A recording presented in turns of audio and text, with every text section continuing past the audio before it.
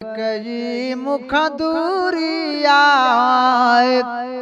आस अञान थी पूरी आए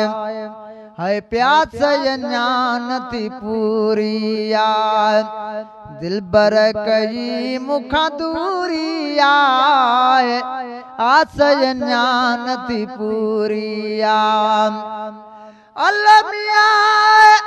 ओ ॾींहं घणा गुज़री वया लाए आए लाए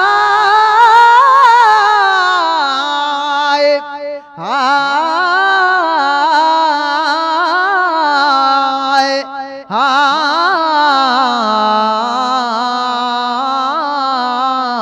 आए सिकते थियर मुसाल तो सिकन लाथी सुपरी में आए अठई पार अंदर में या तुझी सिक संभाल अचे हूं त हमल चवे करे भलाई बाल में आए तब मिल्क मडियों सब माल सिर सूदो सदके करयाए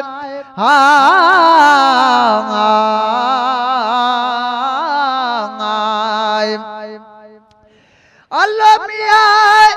ओ ॾींहं घणा गुज़री वया लाए हाय ज़ियारत युन जी ज़रूरी आए प्यास अञान थी पूरी आए है दिलबर कई मुख दूरी आए आस अञान थी पूरी आए प्यास अञान थी पूरी आए अल्लाह मिया ओ सारी दुनिया भले सूर दे अल्लाह आए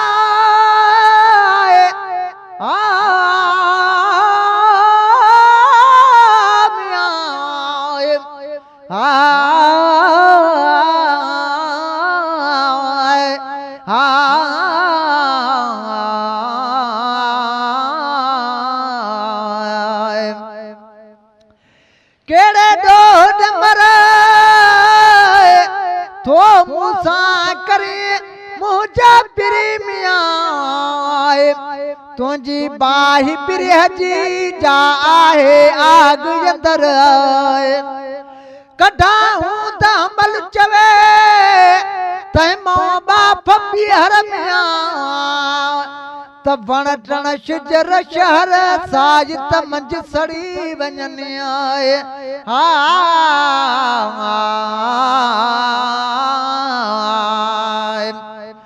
अलमिया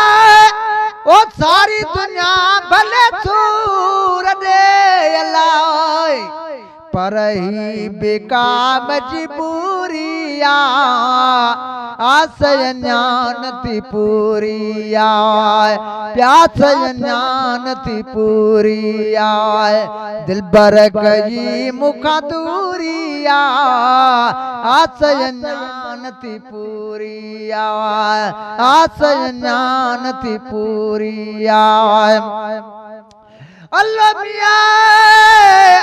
ओ वायदा वसूल जा यार करे आए ला ला ला ला ला मिया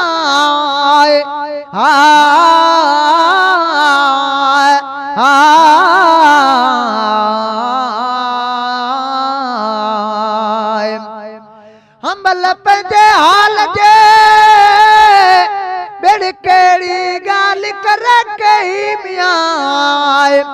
सूरन मूसा सुपरी जान कई जे सारे गाल सुनाया जे तोखे भी ही मिया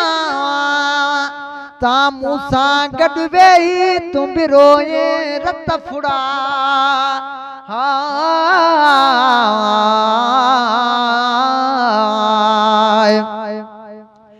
ओ वायदा वसूल जा यार करे है हर कायों में दयधूरिया आशय ज्ञान थी पूरिया दिल बर कई मुखा दूरिया आशय ज्ञान थी पूरिया ओ मुर्म रथो विसरे मुखायला हाय एड़ो हसीन हुजूरिया आशय ज्ञान थी पूरिया प्यासय ज्ञान थी पूरिया दिल बर कई मुखा दूरिया आशय ज्ञान थी पूरिया अल्लाह मियाँ ओ अब्दुल कादिर रख रही अल्लाह मियाँ है सिक अंदर में समूरिया आशय ज्ञान थी पूरिया है नैण खणी तो निहारी तो रिय कजल जे मारी थो रिय खंजर जे मारी थो।